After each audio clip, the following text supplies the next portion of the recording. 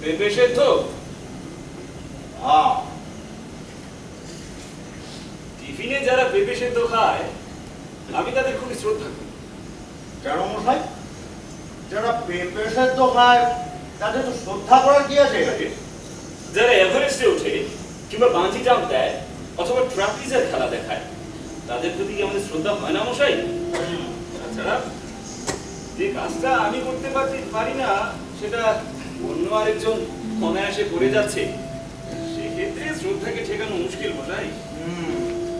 আপনার কথা শুনে মনে হচ্ছে আপনি পেঁপে খেতে পছন্দ করেন না। আরে না না, আমি পেঁপেকে খুব শ্রদ্ধা করি এবং যারা খায় তাদেরও শ্রদ্ধা করি। জানো, এই যে আমি পেঁপেটা খাচ্ছি, এতে আপনার কোনো অসুবিধা হচ্ছে না তো?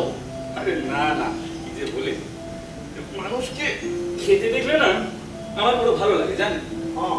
কখনো দেখেছেন আমাদের ওই গান্ধীবাগে দক্ষিণ কোণে পশ্চিমীরা দুপুর বেলা পেতলের থালায় ছাতু মেখে খায়? সেটা সুযোগ পেলেই আমি দাঁড়িয়ে দেখি। তারপর দেখবেন ওই অফিস পাড়ায় বাবুরা রাস্তার ধারে এগরোল, চাউমিন কিংবা ঘুগনি দিয়ে রুটি সাথে, সেই দৃশ্যটাও দারুণ মশাই। তারপর ওই সুন্দর সুন্দর মহিলারা রাস্তার ধারে আকাশমুখ হয়ে তাদের হায়ের ভেতর ওই জল ভরা ফুচকা দেয়, সেটাও খুব আনন্দে। মানুষ খাচ্ছে, তাদের পেট ভরছে, তৃপ্তি হচ্ছে, মজার বিষয় কি না?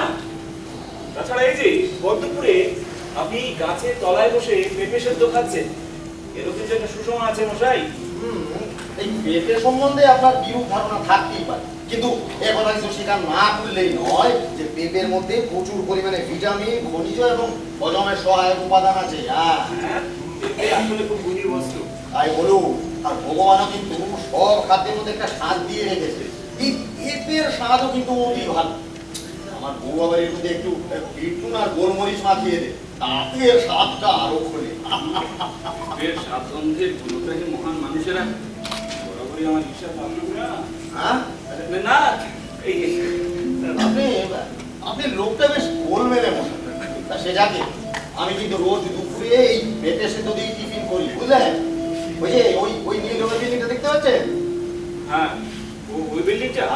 ওটা হচ্ছে আমার office, state bank of India. প্রত্যেকদিন দুপুরে 2:30টার পর একটু ফাঁপে আমি গান্ধীবাগে এসে বসি, প্রকৃতির মধ্যে বসে গাছের ছায়ায় নিশ্চিন্তে টিফিন খাই। এটাই হচ্ছে আমার বিলাসিতা, বুঝলেন? ভালো করেন। দেখুন, যে কোনো আস্বাদনের জন্য না ওই নিরিবিলি হওয়াটা প্রয়োজন। ধরুন না ওই জীবনানন্দ দাশের কবিতা কিংবা বিভূতিভূষণ বন্দ্যোপাধ্যায়ের উপন্যাস অথবা ওই রবীন্দ্রনাথ ঠাকুরের নাটক, ওসব কিছু নিরিবিলি না হলে চলে না মশাই। ওসব পড়াটরা হয় বুঝি? হ্যাঁ, কোনো এক সময় আগে। তাই আপনার কথার মধ্যে আমি একটু সাহিত্য গন্ধ পাচ্ছিলাম। বলছি জানেন, মানে কম বয়সে আমি ওসব পড়তাম। আরে মশাই, শরৎচন্দ্রের দেবদাস তো আমার একটা সময় প্রায় মুখস্থই ছিল। তারপর ধরুন রবীন্দ্রনাথের শেষের কবিতা, নিহার গুপ্তের হাসপাতাল, আরো কত কি। তবে এখন আর পড়া টড়া হয় না। ভালো ভালো, গোটা দুনিয়ার 12 আনা লোকের সাহিত্য না পড়ে দিব্যি চলে যাচ্ছে আর আপনি। তাছাড়া আমার দৌড়ও বেশি দূর নয় মশাই। আগে বেকার ছিলাম, সময় কাটতো না, তাই পড়তাম। সে কি, আপনি বেকার ছিলেন বুঝি? এখন চাকরি টাকরি পেয়েছেন তো? হ্যাঁ, জুটেছে। আচ্ছা, কিন্তু বেকার জীবনটা বড্ড ভালো ছিল জানেন। হ্যাঁ, বেকার জীবনের ভালোটা কি বলুন তো মশাই? বেকার হলেই তো বাড়িতে গঞ্জনা, দোকানে ধার দেনা আর পকেট মানির অভাব। সেসব তো না হয় ঠিক আছে, কিন্তু কতটা সময় পাওয়া যেত বলুন দেখি। না না না না না, বেশি দিন বেকার থাকাটা মোটেও কাজের কথা নয়। ওদের ভেতরে ভেতরে মরচে পড়ে যায়। হ্যাঁ, তা মশাই নামটা কি হয়? আগে সুভাষিস মিত্র। হ্যাঁ, আপনার নামটা জানতে পারি? হ্যাঁ, আমার নাম পীযূষ গুহ। তা বলছি, আপনি তো চাকরি করেন তাই না?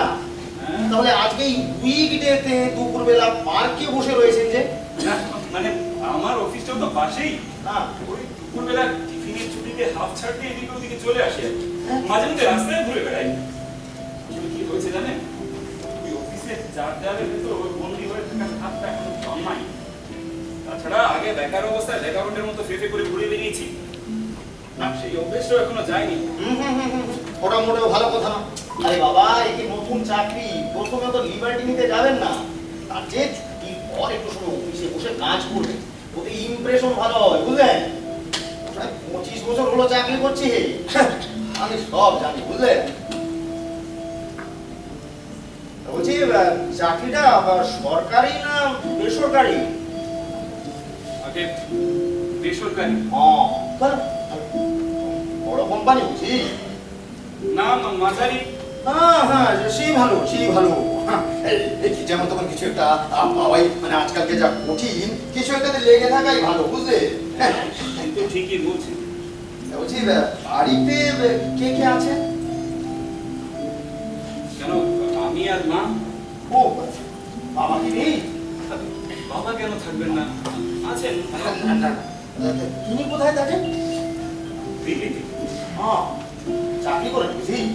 হ্যাঁ, আমি চাকরি করে। দিল্লি জায়গাটা বেশ ভালো, বুঝলে? একদম নিট এন্ড ক্লিন। আমার তো বেশ লাগে। হ্যাঁ ঠিক। আপনার বাবা মাঝে মধ্যে আসেন তো? হ্যাঁ, সময় পেলে আসেন। আর আপনারা জানেন? হ্যাঁ, আমরাও যাই, সময় পেলে যাই। আচ্ছা, ভাই বোন কেউ আছে? আগে না। বলছি মশাইটা চাকরিটা ঠিক কি ধরনের একটু বলবেন? চাকরিটা কি ধরনের মানে সব চাকরি তো ওই 5-4 মাস খাটাবার কাজ। ধরুন এটা কেন হলো না, ওটা কেন করোনি, ওটা করতেই হবে। ওই না না না না না, আপনার হাব ভাব তো আমার মোটেও ঠিক লাগছে না। এই যে এই চাকরিতে মন নেই কেন আপনার? হ্যাঁ, আমার মাও আমাকে একই কথা বলে, জানেন, আমার নাকি চাকরিতে মনই নেই। 2000 একটা চাকরি গেলে আরেকটা পাওয়া খুব মুশকিল, জানেন তো? তো জানি মশাই, এখন কথা কি হচ্ছে, উপরওয়ালা আমার উপর যেমন খুশি না, হ্যাঁ, বলেছি না আমার মনটা বড় উড়ু, চাকরিতে মনই নেই। কি বললে? একে প্রাইভেট কোম্পানি চাকরি, তারপর কর্তৃপক্ষের বিশ্লেষণ, আপনি তো বিপদে পড়বেন মশাই। বিপদ? ওই চাকরি বাকরি চলে গেলে আমার তেমন কোনো কষ্ট হবে না, জানেন, কিন্তু মাঝে মধ্যে ওই বেকার বেকার জীবনটার কথা ভেবে আমার বড় কষ্ট হয়। এটাই এটাই হচ্ছে অতিরিক্ত সাহিত্য পাঠের কুফল, বুঝলেন? তাই জন্য আমি আমার বাড়িতে সাহিত্যকে যেমন ভুগতে দিতে চাই। কেন মশাই, সাহিত্যটা কি আপনার বাড়িতে জয় করে ঢুকে পড়েছে? আর বলবেন না মশাই, সব আমার বউটির জন্য। সে হচ্ছে একটা আদ্যপান্ত সাহিত্য পাগল। বই না পড়লে তার পেটের ভাতই হজম হয় না, আর সেই অভ্যেসটা আমার ছেলে মেয়ে দুটো পেয়ে বসে। তবে ভাগ্য ভালো, মানে দুজনে উচ্ছন্নে যায়, বুঝলেন? আর আমার মেয়েটি তো চাকরিও করছে। ওহ, কিন্তু বেশ। হ্যাঁ, তাই মানে বলছি, যা করার চাকরিটা বাঁচিয়ে করবে, বুঝলেন? এই তো হচ্ছে সমস্যা মশাই। হ্যাঁ, আমি যার জায়গায় ভিতর থাকি তখন মনে হয় যেন কবরখানায় আছি, আর যে মুহূর্তে বেরিয়ে পড়ি সেই মুহূর্তেই মনে হয় মুক্তি। হ্যাঁ, প্রথম প্রথম মনটা লাগে, তারপর দেখবেন ঠিক অভ্যেস হয়ে গেছে। আরে ভাই, আসলে কি ব্যাপার জানেন তো, 25 বছর হলো চাকরি করছি। হ্যাঁ, এসব এসব ঠিক ভালোভাবে জানি।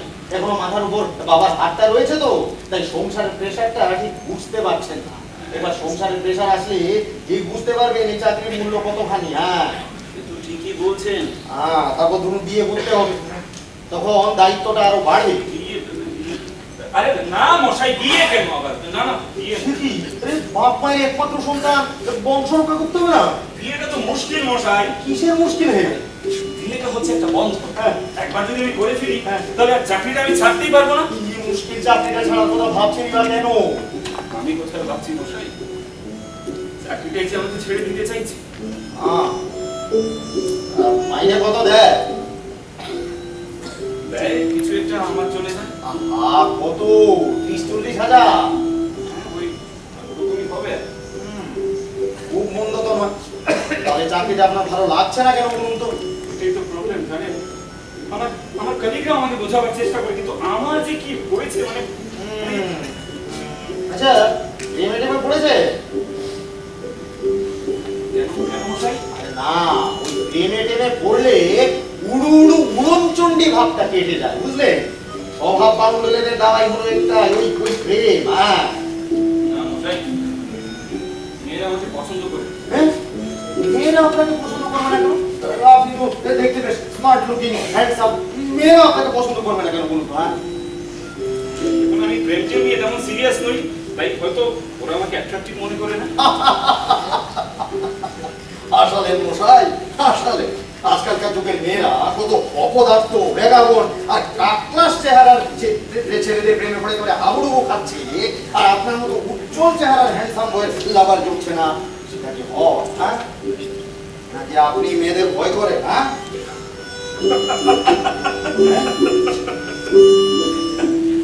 উল্টোটা বললেন মশাই, হ্যাঁ, মেয়েদের আমি ভয় করি। কেন করে ভেবে দেখেছে? বসে আছেন যে বাবু, আর নিজেকে মেরামত করার চেষ্টা করুন, বুঝলেন? বসে আছেন। ওমা, কি হলো রে? মুখটা কোন হয়ে উঠলো কেন? আচ্ছা, আপনাকে একটা কথা বলবো? হ্যাঁ। না, মানে আপনার হাতে কি সময় আছে? কেন? আপনি তো বেবিসিটার বাক্সটা বন্ধ করে দিয়েছেন, এবার বোধহয় অফিস করবেন। আরে মশাই, 25 বছর হলো চাকরি করছি, বছর বাদে আমার রিটায়ারমেন্ট। এখন একটু আপনি লিবার্টি নেওয়া যেতেই পারে। একটু লেট হলে কেউ কিছু বলবেন, আপনি বলুন যা বলবার বলুন। আপনি বলবো? আরে স্বচ্ছন্দে বলুন। তাহলে বলছি, আসলে কি হয়েছে, আমি যখন ওই বেকার অবস্থায় ভ্যাগাবন্ডের মতো পেটে করে ঘুরে বেড়াতাম, হ্যাঁ তখন একদিন সকালে রাস্তায় একটা মেয়েকে দেখে ভারী অবাক হয়েছে। হ্যাঁ। মেয়েটি খুব একটা লম্বা বা বেটেও না, খুব একটা ফর্সা কিংবা কালো, মানে রোগা হলেও তাকে রোগাটে বলা যায়। কিন্তু সবচেয়ে আশ্চর্য এবং অদ্ভুত হলো মেয়েটির মুখখানা। আচ্ছা। মুখখানা যেন মুখের সীমানা ছাড়িয়ে চলে গেছে মশাই। এমন নমনীয় কোমল লাবণ্য আমার চোখে পড়েনি। তার চেয়ে অদ্ভুত হলো মেয়েটির চোখ আচ্ছা। ভারী মায়াময়। হ্যাঁ। কে দেখে রীতিমতো আমার অস্তিত্বের মূল টলে গেল মশাই। আমি ওই হিপনোটিক স্প্রেডের মধ্যে দিয়ে তাকে যাতে পাশে কোথাও হারিয়ে না ফেলি, সেই করে একটু ফলো করতে শুরু কি বলুন? এই করে ফলো? হ্যাঁ, মানে আমাদের ওসব ফটো নেই, ওসব আপনাদের আমলে ছিল, তাই না? তা ছিল বটে। তারপর কি হলো? হ্যাঁ, ওই ফলো করে না আমি একটা গলির উপর করতে যেতে পেরেছিলাম। মেয়েটি কিছু দূর গিয়ে গলির ভেতর ঢুকে বললো, হ্যাঁ। তারপর আমি আর ভেতরে যেতে পারলাম না। নার্ভাস লাগছিল তো। মা, তারপর কি হলো? আমি গলিটা চিনে রাখলাম। আচ্ছা, পরদিন সকালে ঠিক গলির মুখে এসে দাঁড়িয়ে। আচ্ছা, প্রায় ঘন্টাখানিক দাঁড়ানোর পর মেয়েটি বেরো। আমি আবার তাকে ফলো করতে শুরু করলাম ওই কলেজ অব্দি। কোন কলেজে? সেসব এখন বাদ দিন না। ঠিক আছে, ঠিক আছে। তারপর বলুন। তো আমার কি হলো, মানে বাড়ির গলি এখন কলেজ, দুটোই চেনা হয়ে গেল। আচ্ছা, আমি রোজ ওকে ফলো করতে শুরু করবো। ওকে ফলো করার সাথে সাথে কেন জানি না ওর প্রতি বাড়তে লাগলো আমার আকর্ষণ। একটু লজ্জা ও একটু ভয়। আচ্ছা, নিজে প্রথমে কিছু লক্ষ্য করিনি, কিন্তু পরে ঠিক করলো বসে। সেটা আপনি কি করে বললেন? আরে ওসব বোঝা যায়। আচ্ছা, মেয়েটা কি আপনাকে প্রশ্রয় দিচ্ছিল? বিরক্তি আর পায়ে সন্ত্রস্ত ভাব দেখতে পেতাম। আরে তেমন জাহাবাজ মেয়ে হলে ওই পাড়ার দাদাদের কিংবা গার্জিয়ানদের তেমন কিছুই করেনি। কাঠিন্য দিয়ে বুঝিয়ে দিয়েছিল ব্যাপারটা ঠিক পছন্দ করছে। আরে এমন হতেই পারে, হয়তো তার কোনো বয়ফ্রেন্ড আছে। সাই আজকাল তো লেজ উঠতে সময় লাগে না। সেটাও তো হতে পারে, আমি তো কখনো ভাবিনি মশাই। আচ্ছা, বয়ফ্রেন্ড যদি থেকেই থাকে তাহলে কোনো না কোনো সময় তাকে দেখা যেত। সেরকম কাউকে তো মঞ্চে অবতীর্ণ হতে দেখা যায়নি মাত্র। এই আমি না আমার চিন্তার আছে যত সব লজিক সব উধাও হয়ে যায়। আমি ওকে নিয়ে যত সম্ভব অসম্ভব চিন্তা করতে শুরু করলাম। জানি সেসব পড়া বাস্তব চিন্তা, কিন্তু এরকম ইনস্টিটিউশন এডুকেটেড ছেলেদের হয় বলি না, কঠিন, খুব খুব খুব কঠিন। কিন্তু আসল কথাটা কি জানেন? কি মেয়েটির ব্যক্তিত্ব ছিল সাংঘাতিক। মানে খুব একটা উগ্র সাজে সাজতো না, সবসময় ওই সাদা মাটা পোশাক করতো। বন্ধু বলতে তেমন ছিল না, ওই মাঝে মধ্যে কলেজ থেকে বেরোনোর পর দুইজন বান্ধবীকে কখনো কখনো সঙ্গে দেখতাম, ব্যাস। তা আপনি নাম টাম বা ঠিকানা জানার চেষ্টা করেন? সেসব করার সুযোগই হয়ে ওঠে। তাহলে তো লস কেস মশাই, লস কেস। হ্যাঁ, লস কেস।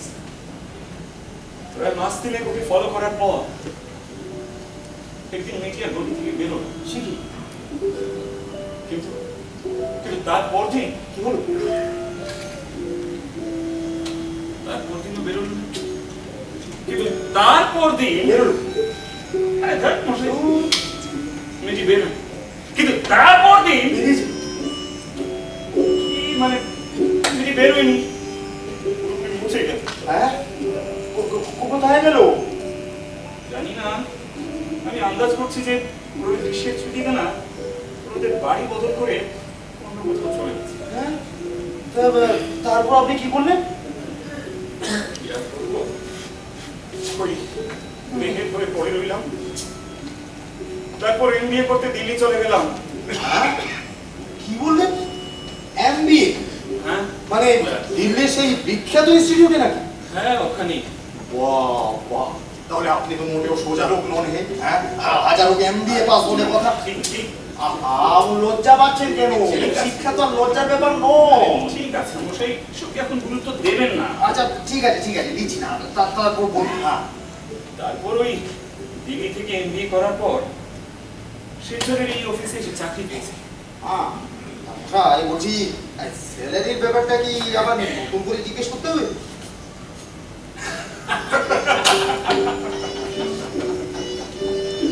আচ্ছা কেন লজ্জা দিচ্ছেন বলে দিদি? গল্পটা কিন্তু মোটেও অর্থনৈতিক গল্প নয়। হ্যাঁ হ্যাঁ, ওই শিলচরের চাকরি পেয়ে যাওয়ার পর হঠাৎ সেই অভিশাপ স্বভাব। মানে যে মেয়েটির পেছন পেছন আমি এতদিন ঘুরপাক খাচ্ছিলাম, যার সাথে কথা বলার জন্য রীতিমতো পাগল হয়ে গেছিলাম, সেই মেয়েটি মশাই, সেই মেয়েটি আমাদের অফিসে চাকরি করছে। আরে বলেন কি? হ্যাঁ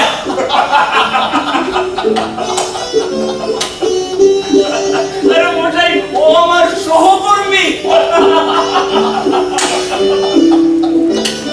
মানে মানে কলিগ।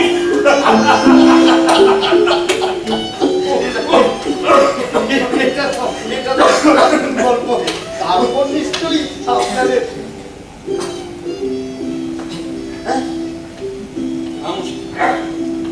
আপনি যা ভাবছেন তা মোটেও না।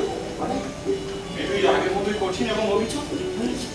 লক্ষ্য করলাম কেউই তাকে খাটায়, সবাই খুব সমীহ করে এবং দূরত্ব বজায় রেখেছে। এটা কি আপনাকে চিনতে পারতো? পারার কথা তো নয়, কিন্তু আমার সাথে কত পরিচয় করে সে প্রকাশ করে। হ্যাঁ, এমনও কি হয়? হ্যাঁ, প্রয়োজন হলে বেয়ারাকে দিয়ে লোক পাঠায়, যেতে কখনো কথা বলে না। আর অফিসের অন্য সবার সঙ্গে? হ্যাঁ, সবার সাথে বলে। বাদ শুধু এই আমি। লক্ষণটা কি ভালো না খারাপ?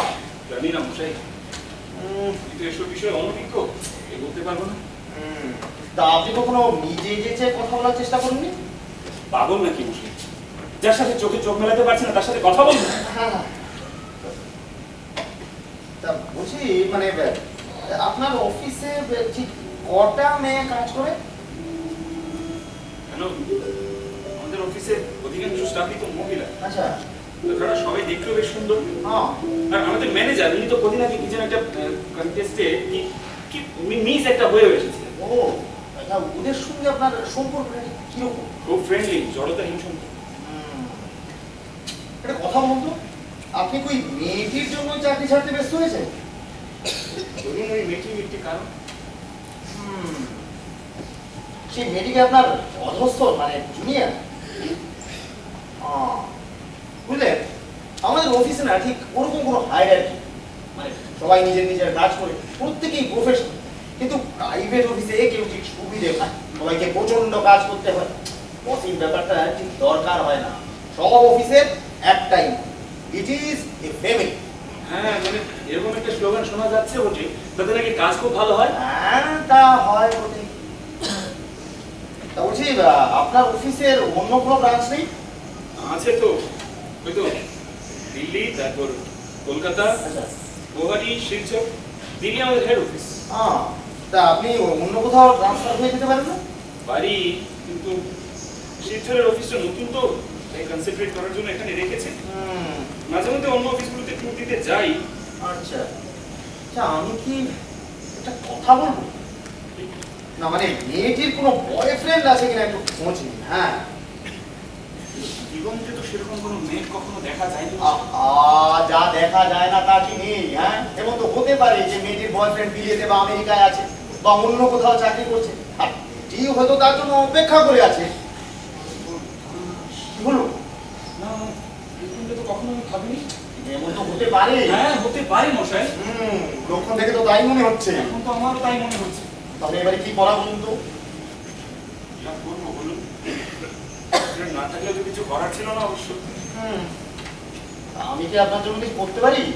কি করবেন? না মানে আমি মেয়েটিকে অ্যাপ্রোচ করতে পারি। করে? দেখুন তো থেকে সে একটু বড়। হ্যাঁ, ওই বাবার মতো। দাদার মতো।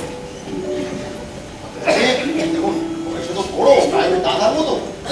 ও সে আমাকে অসম্মান করবে না, তাতে করে আমি ওর মনের ভাবটা একটু যাচাই করে নিতে পারবো। হ্যাঁ, তাতে ব্যাপারটা একটু অন্যরকম হয়ে যাবে না? বাঁকিয়ে তুলেছেন দেখছি। না মানে বলছিলাম, সমস্যা আছে বটে, কিন্তু সমাধানও আছে। আচ্ছা, সেটা সেটা কি? ওই আমার আগের মতো ভ্যাগাবন্ড হয়ে যাও। হ্যাঁ হ্যাঁ, আমি তো মাকে বলেও রেখেছি যে চাকরি বাকরি আমার তেমন ভালো লাগছে না। তারপরে আমাদের ব্যবসার ছোটের ব্যবস্থা হয়ে গেছে। মারও তেমন আপত্তি নেই, মা তো আমার বরাবরের সাপোর্টার কিনা। আচ্ছা, আর আপনি ভেগাবন্ড বলেই বুঝি সমস্যা মিটবে? হ্যাঁ, রাস্তায় রাস্তায় ঘুরে বেড়াবো, গায়ে গঞ্জে চলে যাবো। তাছাড়া আপনার জানার কথা নয় যে আমি খুব ভালো গান লিখি, আচ্ছা, সুর করি এবং গাই। ও আচ্ছা, তাই বুঝি। হ্যাঁ, সাথে ছবিও আঁকি। আচ্ছা, জানেন, একসময় এগুলি আমার সবচেয়ে প্রিয় বিষয় ছিল কিনা। ও এই অফিসের চার দেওয়ালের ভেতর বইতে ধরে থাকার কোনো জন্ম হয়নি। একবার ওই মুক্ত চিন্তাশীল এবং ব্যক্ত জ্ঞান জীবনে ফিরে যেতে পারলে না, এসব ঘটনা আমি দুদিনের মধ্যে ভুলে যাবো। আপনি যে একজন কালচার গেড়ে লোক তা আমি আপনাকে দেখেই বুঝতে পেরেছিলাম। হ্যাঁ, আর সত্যি কথা বলতে কি জানেন, আপনি একজন দায়িত্ব জ্ঞানী, বাস্তব বুদ্ধি বর্জিত, ইমপ্র্যাকটিক্যাল, ভাবালু, উচ্চাকাঙ্ক্ষাহীন মানুষ। একদম ঠিক বলেছেন। কি আশ্চর্য, আমার এত সব ঘটনা শুনে আপনি বিন্দু মাত্র অপমান বোধ করলেন না? আর আপনার চোখ দুটি যে উজ্জ্বল হয়ে উঠলো। এটা আমি ঠিক বুঝতে পেরেছি, আপনার জীবনে উন্নতির কোনো আশা নেই। আর এই যুগের মেয়েরা আপনার মতো পুরুষকে পছন্দ করার মতো সম্ভব নয়।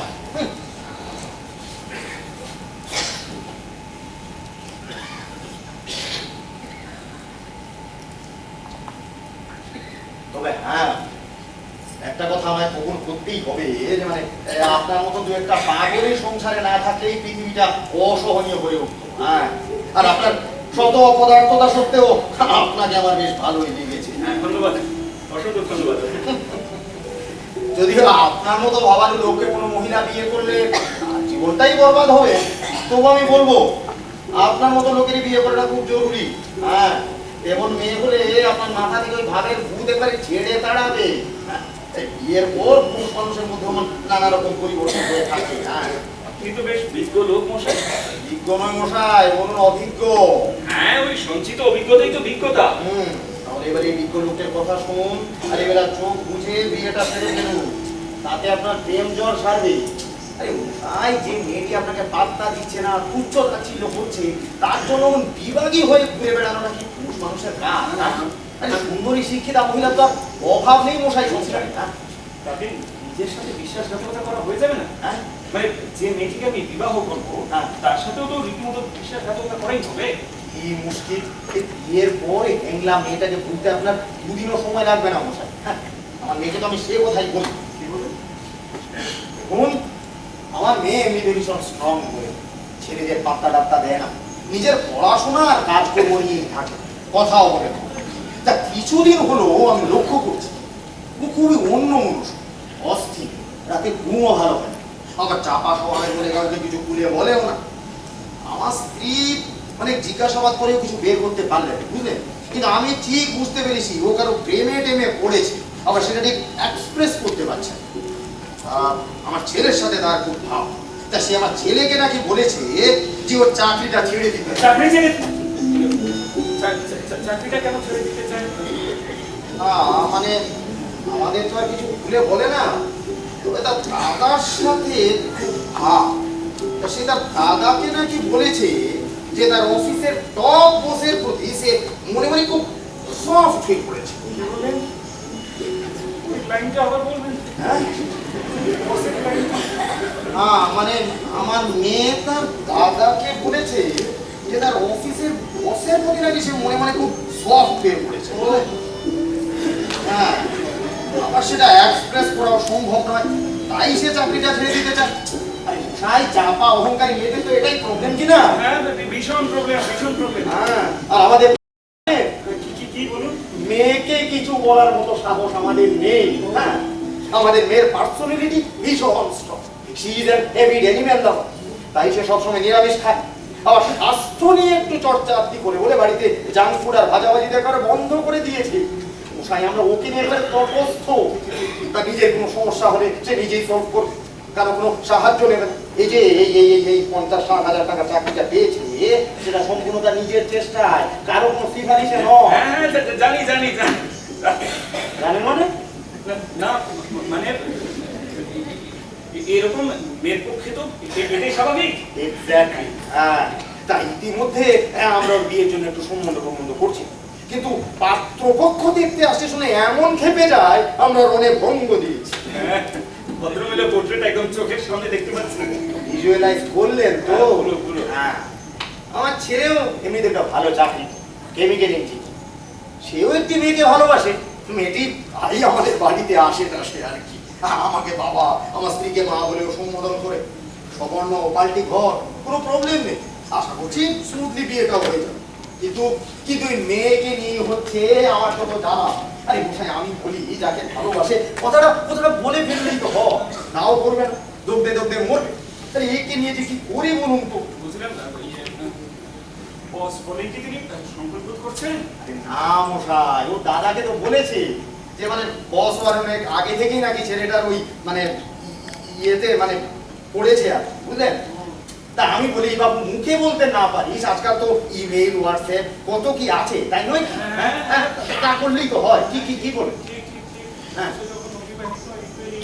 হ্যাঁ, না বললেন স্বগতোক্তি করছিলাম। হ্যাঁ, স্বগতোক্তি করা ছাড়া তো আর উপায় থাকে না কিনা। হ্যাঁ, আচ্ছা সে জানে। তা মশাই, এই আপনিও তো ওই মেয়েটিকে ইমেল হোয়াটসঅ্যাপ ওসব করতে পারেন, হ্যাঁ? জবাব দেবে না। হ্যাঁ, আরে হাংলা ভাববে। কি মুশকিল মশাই। আপনি তো দেখছি একেবারে আমার মেয়ের মতো সনাতন যুগের লোক। হ্যাঁ, এই যুগের ছেলেমেয়েরা মেন্টালি কত ফ্রি, কত স্মার্ট, কত কি আছে। আপনার মেয়েও সনাতন যুক্তি বেরোতে পারছে না, তো আমিও পারছি না। আপনার মেয়ে আর আমার মধ্যে কেমন যেন একটা মিল আছে। আমরা মিলেমিশে একাকার হয়ে গেছি।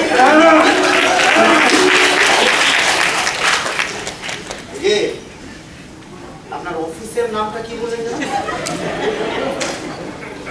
হ্যাঁ, কি বললেন? আমি কি ঠিক শুনলাম? টাইট্রো? টাইট্রোপের অফিস তো প্রেমতলা। তা আপনি যে বললেন আপনার অফিসটা গান্ধীবাগের কাছে। গান্ধীবাগে মানে দেবতলা, শিলংপট্টি, গান্ধীবাগ, শিলংপট্টি দিয়ে ঢুকে গান্ধীবাগে বেরিয়ে আবার দেবতলায় ঢুকে এভাবে করে আমি এদিকে এসে কি হলো? দীর্ঘশ্বাস পেলেন যে বেরিয়ে গেছে। এবারে মনে হচ্ছে পেঁপে সেদ্ধ সম্বন্ধে আপনার মতামতটা পাল্টাতে হবে মশাই। বলছিলাম স্বাদটা কি এতটাই খারাপ? আপনি যখন খাচ্ছিলেন দেখে তো মনে হচ্ছিল যেন অমৃত খাচ্ছেন।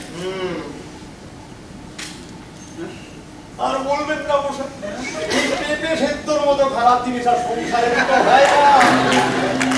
আর শুধু পেঁপে সেদ্ধই তো নয়, পেঁপে সেদ্ধর পর ঢেঁড়স, তারপর বরবটি সেদ্ধ, এই সেদ্ধ সেই সেদ্ধ, টমেটো সেদ্ধ এই সেদ্ধ, পুরো জিভটা একেবারে অসাড় হয়ে গেছে মশাই।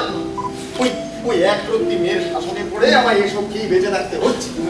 আমি বলি বাবু, খেতে যখন হবে তাহলে শোনা হেন করেই খাই, তাই নয় কি? তবে হ্যাঁ, একটা কথা আমায় কবুল করতেই হবে, যে মানে মানে জবে থেকে এসব সেদ্ধ টেদ্ধ খাচ্ছি, বুঝলে, আমার পেটের সমস্যা, যেমন গ্যাস, কম্বল, ওসব কিছু আর হচ্ছে না, বুঝলে? পারবেন তো? হ্যাঁ, মানুষ তো এভারেস্টেও ওঠে কিনা। আর সে ওঠে বই কি, আজকাল তো শুনেছি এভারেস্টেও কুম্ভ মেলা। তাই তো বেশ খোঁজাখুঁজি করে আপনার কাছে এসেছি। মানে ওই পেঁপে সেদ্ধ, তারপর আরো বিভিন্ন রকমের সেদ্ধর বিষয়ে মতামত। ভালো করেছেন, খুব ভালো করেছেন। আমি বলিনি পৃথিবীর অপ্রিয়তম কাজটি করার সময় হাসি মুখে করবেন, ভয়কে পরিহার করে চলবেন আর মনকে পজিটিভ রাখবেন। ভাই এটি কোন সিগন্যাল দিল? হ্যাঁ, মানে গতকাল আমি একটা ইমেল পাঠিয়েছিলাম। আচ্ছা, লিখেছিলাম যে why or and? Why or and মানে yes or no? হ্যাঁ হ্যাঁ আচ্ছা তাহলে জবাব কি এলো? এসেছে কি? why? মানে yes. হ্যাঁ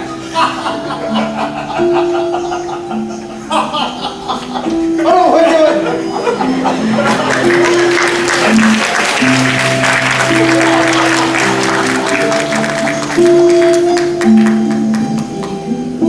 তোমার বাড়ি? হ্যাঁ।